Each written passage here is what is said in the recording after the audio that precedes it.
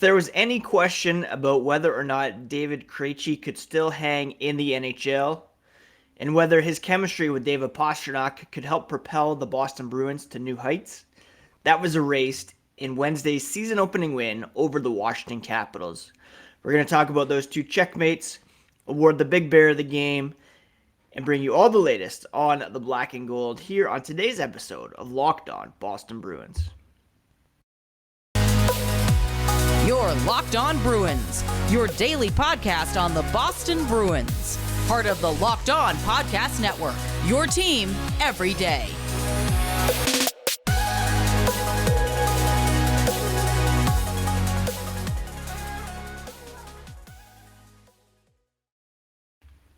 What is up, Bruins fans, and welcome back to the Locked On Boston Bruins podcast. I'm your host, Ian McLaren, and this is a daily show where we discuss all things Spoked B. I want to thank you so much for making Locked On Boston Bruins part of your day every day. The podcast free and available wherever you get podcasts, including YouTube. So please do smash that subscribe button so that you never miss a thing, including some bonus post-game videos and breaking news content on the YouTube channel. If you're on Twitter, Instagram, you can find the podcast at Locked NHL Bruins, and you can find me, my dad jokes, and hockey tweets at Ian C. McLaren. I'm a lifelong Bruins fan, been covering this team for various outlets for 17 years, and very excited after last night's result with the chemistry between David Krejci and David Pastrnak on full display. The plan, of course, was to have Taylor Hall on that line with those two guys. Pavel Zacha played with his checkmates because of some great chemistry that they had displayed in the preseason. Zacha had a pretty good debut for the Bruins, picked up an assist, 3 shots on goal, but it was Krejci and Pastrnak who led the way offensively, spiritually, for the Boston Bruins, combining for 7 points apiece. David Pastrnak had 1 goal and 3 assists. Just checking here to see whether they were all primary assists as well. Pastrnak got the helper on Patrice Bergeron's season-opening goal for the Boston Bruins.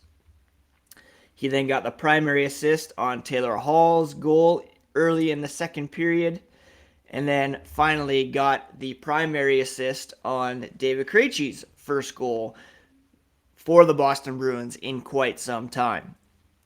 Pastrnak also added 6 shots on goal. Krejci, for his part, had 1 goal, 2 assists, only 1 shot, which was the goal, of course, but he certainly made his presence felt in his first game with the Boston Bruins, and I think it was 520 days or something like that.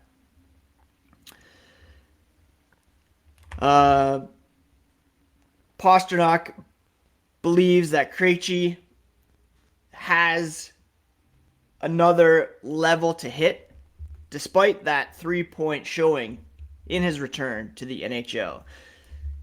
It's going to be different for him, coming back from larger ice surfaces, playing in the NHL, and Pastrnak thinks he's only going to get better. He already looked pretty good to him, looked very good to all of us, let's be honest. The 36-year-old, very impressive in his first game back for the Boston Bruins. He said, "It's great, we got a win," and as a line, they chipped in, but at the same time, second period, bit of concerns. The Bruins tempted fate by allowing the Capitals to score a couple goals to bring the game to 3-2 at that point. A lot of us thinking back to last season when they had a propensity for some soft second periods, allowing teams to, get back in the game instead of dropping the hammer and taking care of things. Krejci said they talked about it. They came out strong in the third, You're going to make mistakes. It's a good league. When you make a mistake, you're often going to pay for it. That's what happened in the second, but it's always about response. That line and them as a team, they did really well in the third period and finished the game against a really good team. And that's something that wasn't always evident last season. Finishing strong. We saw all those last minute tie-ups last year, losing the game in the last minute. The Bruins came out strong in the third period. Krejci said he was excited, a little nervous at the same time. Glad they got the win. Getting the 2 points is huge. Of course, there's been all kinds of talk about the injuries to the Boston Bruins. No Marchand, no McAvoy. To pick up any points against playoff level teams is going to be huge for the Bruins. And of course, they don't want to drop points against, I don't want to say, let's say lesser teams, including the team next on the schedule, which is the home opener against Arizona on Saturday. But such an impressive performance for Krejci and Pastrnak. A couple other opportunities they had to put up some points. I think specifically of that unreal backhand pass by Pastrnak to find Krejci alone in the slot. He played the puck between his legs. Kemper covered the net very well. Krejci kind of ran out of room, but still was able to create an opportunity by getting the puck to the front of the net where Zacha was waiting for an opportunity. It's going to be amazing to watch these two play all season long. We'll see as the season progresses whether Taylor Hall's bump to that line when Brad Marchand returns or if they keep Zacha there. I wouldn't expect Hall will go in the third line, but that's a discussion for another day. Pastrnak, of course, only boosting his value without a contract still for next season and beyond. The talk, of course, is that he'll be commanding double-digit millions, and he certainly proved his worth for the Boston Bruins last night with the 4-point effort to begin the season. He said he's feeling old, but he's still pretty young, with a bit of a smirk. Definitely thinks he can get better, and he's trying to do that every day. I can't imagine a better Pastrnak than what we saw last night. But if there's another level to hit, then Don Sweeney should certainly get him signed sooner than later, lest his value just continue to rise as the season progresses.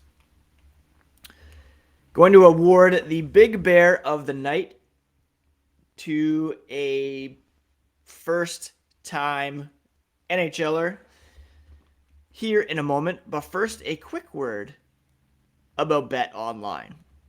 BetOnline.net is your number one source for football betting info this season. You can find all the latest player developments, team matchups, news, podcasts, and in-depth articles and analysis on every game you can find. As always, BetOnline remains your continued source for all sport wagering information, with live betting and up-to-the-minute scores for every sport out there. It's the fastest and easiest way to check in on all your favorite games and events, including Major League Baseball, MMA, boxing, golf, and of course, the NHL. Head to betonline.net or use your mobile device to learn more at BetOnline, where the game starts. Now here in this part of the show, those of you who are regular listeners to Locked On Boston Bruins know that I like to award a Big Bear of the night after every game. And there's quite a few players to choose from here.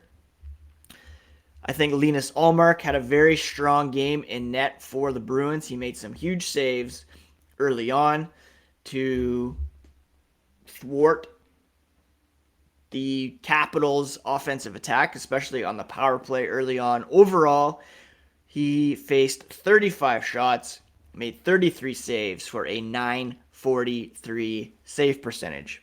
Sparkling start for our boy Linus. I thought Derek Forbort had a strong game.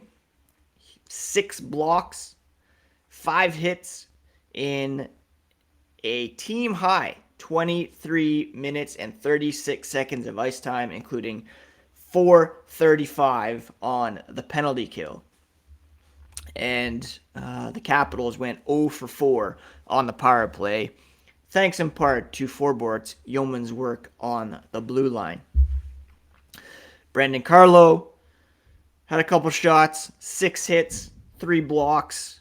AJ Greer impressed in limited ice time, 3 shots, 3 hits, and a block.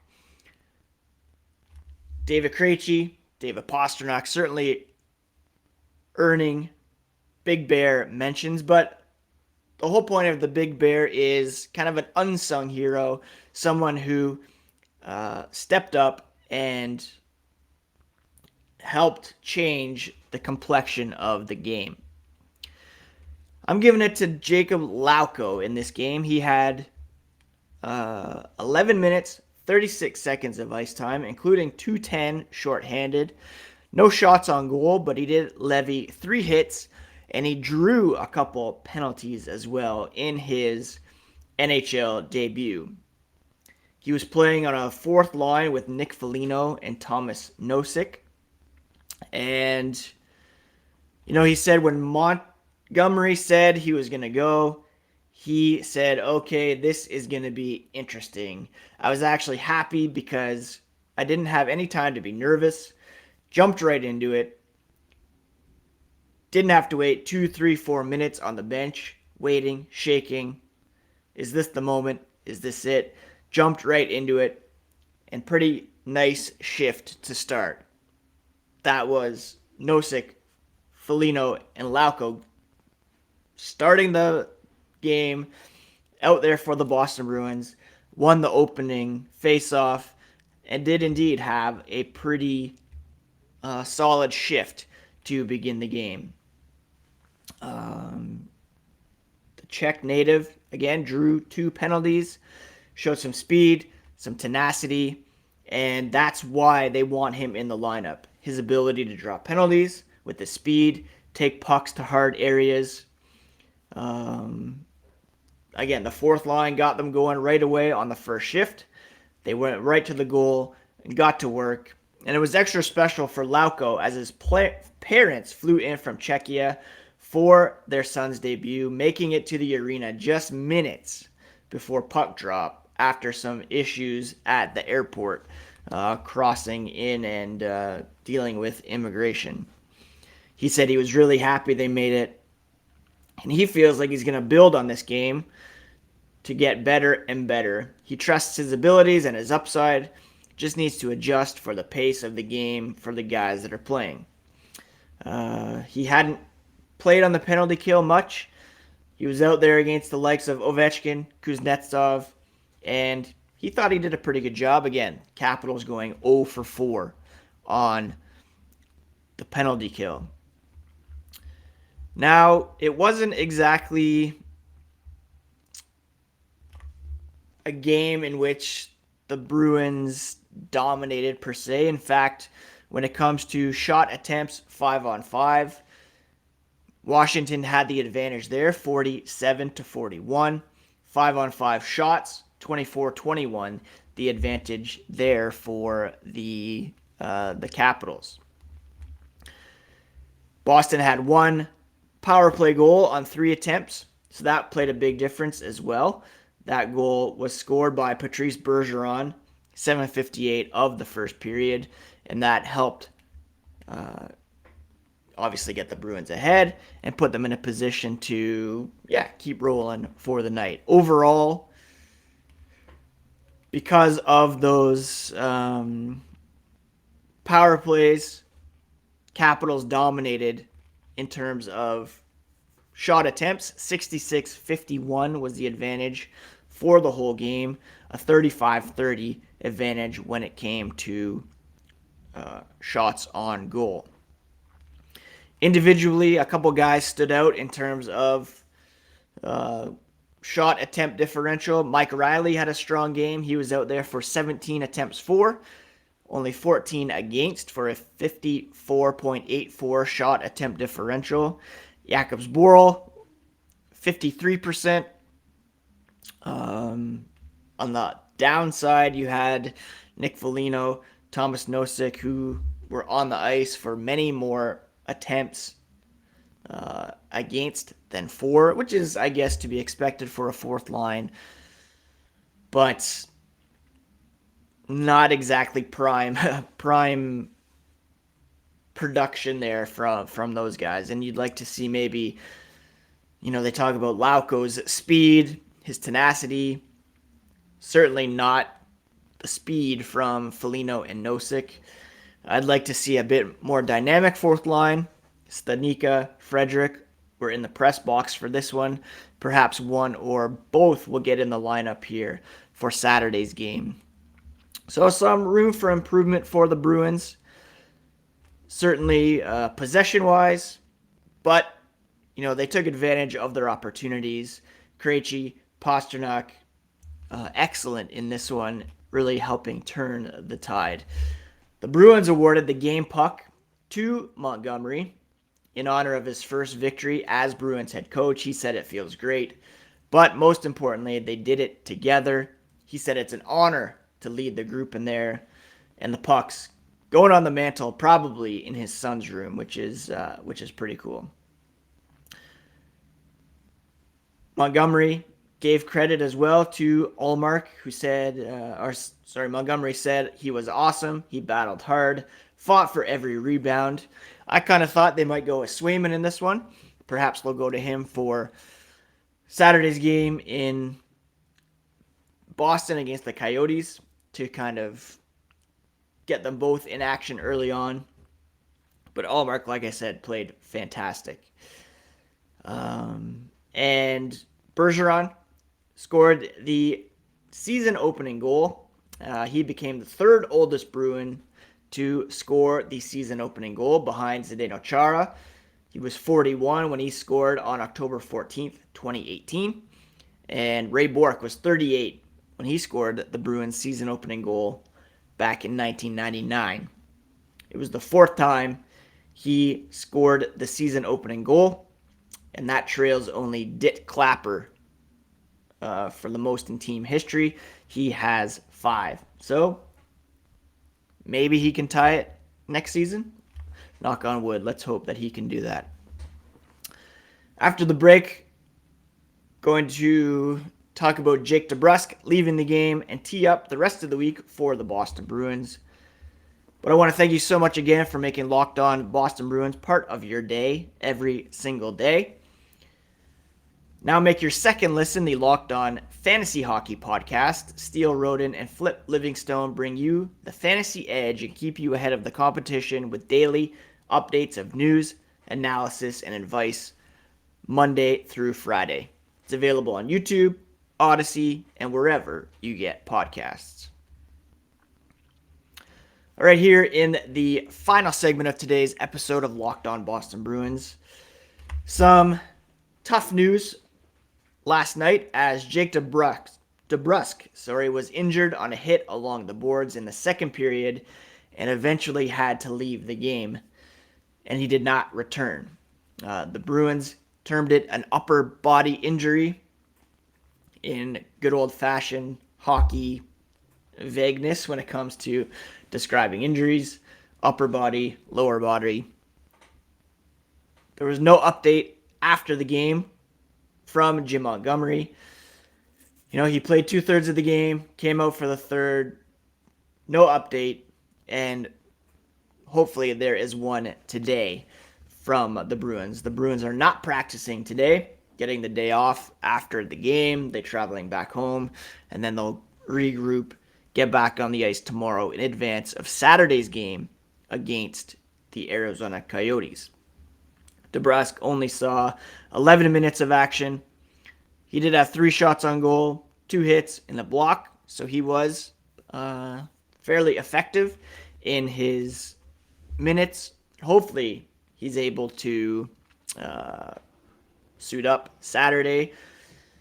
Didn't look great, and we'll see if he's not able to play how the lineup shakes out in his absence. Does Craig Smith move to the top line? Do they insert Trent Frederick or Jack Stanika into the lineup? They're already deploying 2 left-hand shots on the right side in DeBrusk and Lauko. So do they recall Mark McLaughlin perhaps? We're going to have to see what the trickle-down effect is here. But Jake DeBrusk certainly banged up and may miss a game or two. The Bruins have a bit of a light schedule here to begin the season, over the first couple weeks at least. Or sorry, the first week. They're off until Saturday, and then they're back into action after that Monday, Tuesday, and then Thursday and Saturday of next week. So hopefully DeBrusk, it's a minor injury and he might be back in time for next week with a 4-week schedule for the Bruins, but we're going to have to wait and see there. I think that's it for today's episode of Locked On Boston Bruins. A very entertaining opening game for Jim Montgomery and co. Very excited to watch a full season of Krejci and Pastrnak. Knock on wood, no injury issues through the season. And we'll have to see if Taylor Hall gets down on that spot at some point, or if Pavel Zacha remains there with those guys. Great debut for him as well, and a lot to be excited about with respect to this team. So do subscribe to Locked On Boston Bruins so that you do not miss a thing. I hope you're all doing well, having a great week, taking care of yourselves, taking care of each other. We'll be back tomorrow with a brand new episode of Locked On Boston Bruins here on the Locked On Podcast Network, your favorite team every single day.